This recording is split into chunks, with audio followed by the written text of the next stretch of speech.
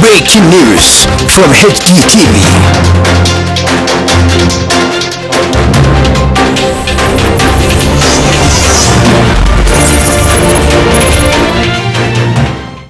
Jihar Kebbi wani sabani tsakanin matasa ya yi sanadiyar mutuwar wani yaro ɗan kimanin shekara 17 da ake kira da suna Babangida. Wannan yaro almajiri ne wanda ya fito daga jihar Zamfara, kuma sanadiyan ya tsaya raba fada a wasu 'yan mata da ke fada tsakaninsu, sai ya zamana wata yarinya da ake kira Hawa'u ta yi sabani ya shiga tsakaninsu, inda ta ɗauki yuka ta daba ma Babangida. Hawa'u wadda bata cika shekara 20 da haihuwa ba ta yi sanadiyar mutuwar wannan almajiri mai suna Babangida. Wannan dalili ne ma ya sa HD Press Hausa muka kai ziyara a makarantar wannan almajiri domin tattaunawa da malamin shi.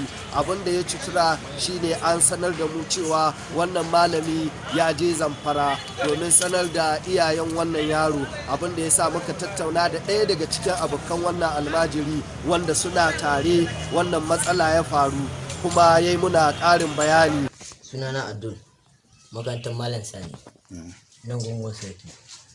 Daga sallah mun dawo idi, za mu masallacin Juma'a, sai mun haga ana faɗa da wasu 'yan yara, sai mai mashin ya ce mu raba su. To mun yi raba su ba su barba, sai ya ce to tun da ba su bari mu ta mu. Ta ce me ce, sai ƙara maimaita haka nan, sai ta buga mai gaba, ya kalle ni sai buge ta faɗi. Ta taso suna rima, sai guda ta tare ta, to guda sai ta ce me ka jira da shege, kawai ta zaro yuƙa ta luma mai. Sai an ka kama ta, an kai asibiti da shi, an ka mai tiyata, sai da hanji na hito. Me sunan shi?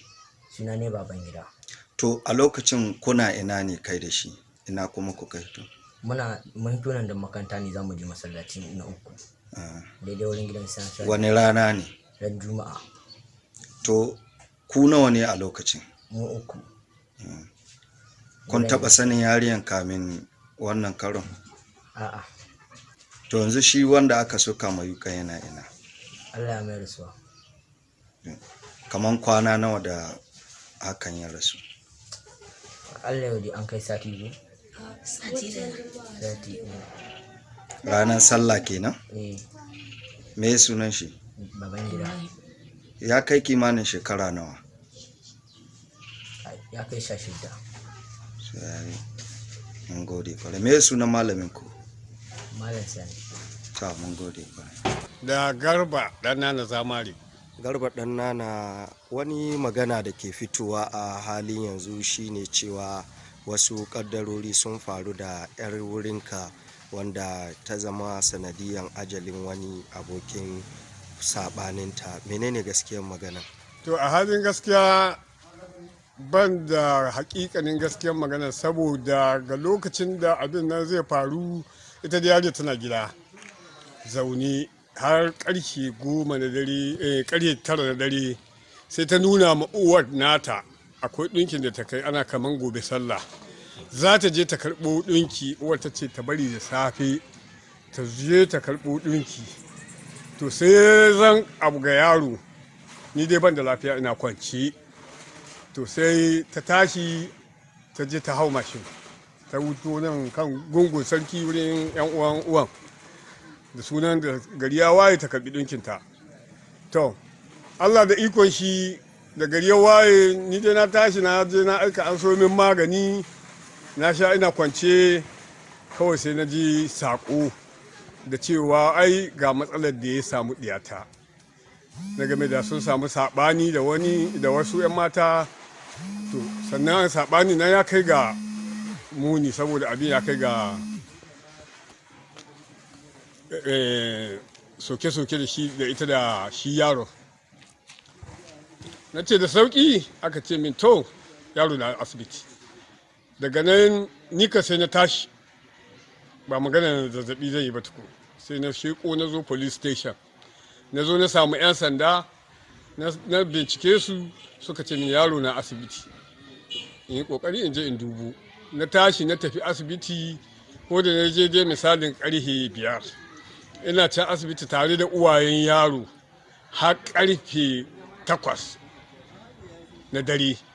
sannan na sallame su na ɗauko 500 na ba su ma kansu suke ta bani magana suka ce yaro ne an kaya shi ba ka halin shi ba don Allah ka in sa rayuwa na ga wani abin da zai zo ya kawo min illa na ce to ba matsala ko da gari ya waye ina gida bayan na koma na sallame su na koma gida zuwa karfe 9 sai sako ya zo min da cewa ai yaro na Allah ya waye shi sai na ce to ya kamata mu tahi. Ya ka ji ga wannan lokaci? Ya ka ji ga wannan lokacin da sakon ya same ka? Ya abin da na ji ni kan ban ji daɗi ba sai na ce to ya kamata tun da abin ya faru bari in yi niyya mu zo mu samu uwayen yaron nan. To da aka dawo sana'ida da marece na je na samu dattijai na ce to don Allah gobe ina son tun da sahi a raka ni mu je mu ga shi malamin yaron nan da uwayen tun da sun ce dama uban sai ya zo daga Zamfara. To sai muka je muka same su muka zauna da su sai shi malamin ya ce mun to mu tashi mu je police station. To mun je police station ga bayanin da ke nan sai suka nuna da cewa kamar dai su tun da abin na kaddarori ne sun jayi sai 'yan sanda suka ce to sai su ba da kuɗin da za a wuce da yara birnin Kabi. To daga nan sai rigima ya tashi da shi wannan malamin yaron ya ce ai wannan ya zan walakanci ya zan cin mutunci ya su da za a kashe musu mutum sannan a ce sai sun ba da kuɗi a wuce da yara sai ɗan sanda ya ce to suwa suka kawo ƙara game da wannan bayani sai suka ce to su ba za su ba suwa ba sai na tashi muka tashi da ni da dattijan gaba ɗaya muka je muka cimma shi wannan malamin muka ta bashi magana muka ta bashi haƙuri muka ce an samu kuskure don duk ba wanda zai zan ya rasa rai kuma a ce mishi ga wani matsalar da zai hito baya daga nan dai muka ta bashi magana sai dai nuna da cewa shi sam shi bai yadda ba sai an wuce da yaran nan birnin Kabi. Yarinyar tana wurin wa? Tana can sun wuce da ita birnin Kabi tana can hannun hukuma. To me ya fatan ka ga yarinyar yanzu? To ni fata na da nike yi dai ina fatan da cewa Allah sarkin sarauta Allah ya kawo mu ƙarshen wannan matsalolin shine fata na kawai.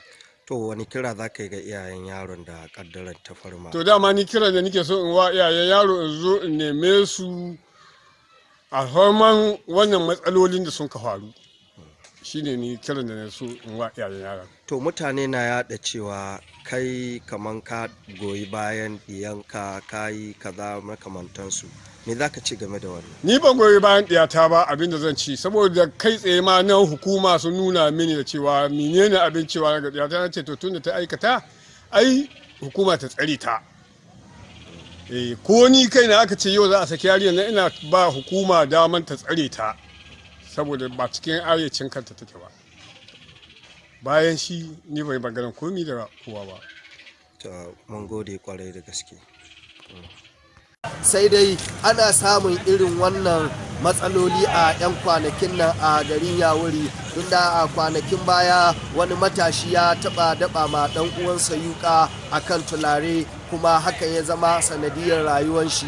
Duba da wannan matsala ne ma Healthy Press muka tattauna da fitaccen malamin addinin musulunci nan na Yawuri wato Malam Hashimu na Ta'ala Yawuri wanda kuma shine shugaban majalisar malamai a bangaren Izala gefen Kaduna inda ya tsokaci game da dalilin da ya sa matasa ke irin wannan aika-aika a duk lokacin da wani saɓani ya faru kuma ya ƙarin bayani game da kira da iyayen yara ta yadda za su zaunar da 'ya'yansu gida a madadin almajiranci domin su karanci addinin musulunci a gabansu.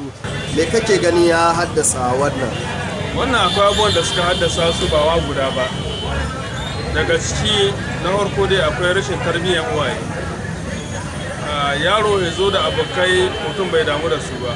Ba ruwan shi da kula da wane ne abokin shi sannan ina yake kwana sannan ina yake zuwa namiji ne ko mace har ya kai dabban mu sun yi daraja bisa gada duk da yawa mutum zai sai dabba in ya taho gida bai iske ta ba kama dan shi amma sai ya zo bai iske ɗansa ba ko diyarsa amma ba ruwansa kaga wannan kenan don haka in baka yi ma ɗanka tarbiyya ba akwai mai tarbiyya can duk wanda ya ga dama yi yake yi. Sannan na biyu akwai kallon miyagun fina-finai bisa ga yaro sai ya zo ya ga su wancan drama su yi su ko sai ɗauka gaskiya abin yake sai mutum ya ɗauko makami ya ta sama dan uwansa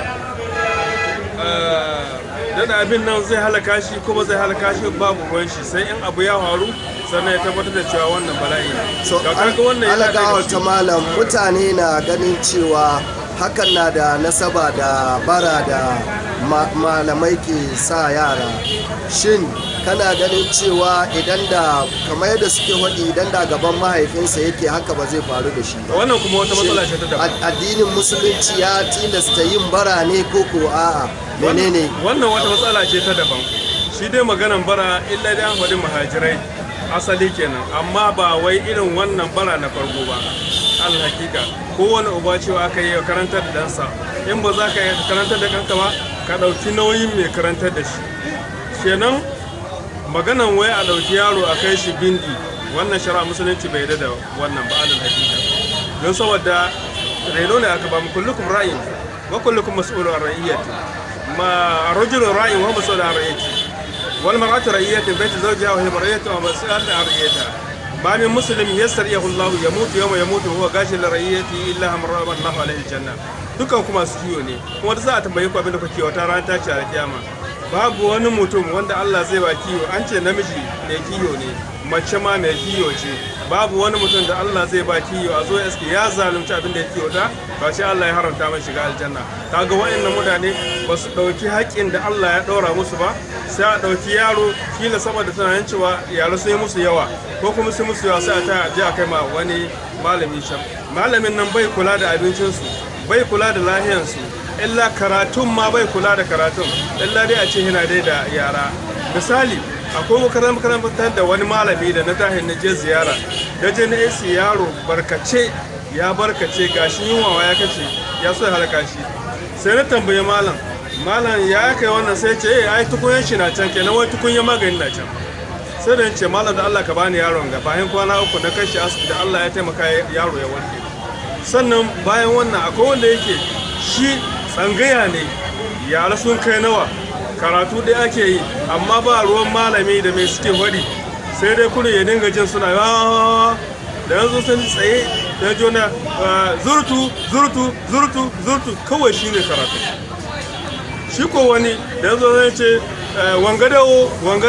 wangadawo ko malami yana saurari amma bai sami yake me yake da wangadawo wai wangadawo ala hardin kadirin amma wannan shi ya buwaya sai ka iske malami da bayanan 100 ko fiye da hakan ga to ni ina da makaranta irin wannan ina da kuma almajirai amma duk wanda zai kawo mini almajiri sai na ce za ka yi ɗaukar nauyinsa in har za ka yi ɗaukar nauyinsa abincinsa abin shansa abin kwancinsa wurin kwancin yana nan magani yana nan in kana iyawa ka kawo amma in baka iyawa ka aje abinka wannan haka nake amfani da shi. Yanzu wani kira za ka yi ga iyayen yara? Ina kira ga iyayen yara a yi abin nan kiwon nan da Allah ya ba su tsare shi don su ma Allah ya taimaka musu.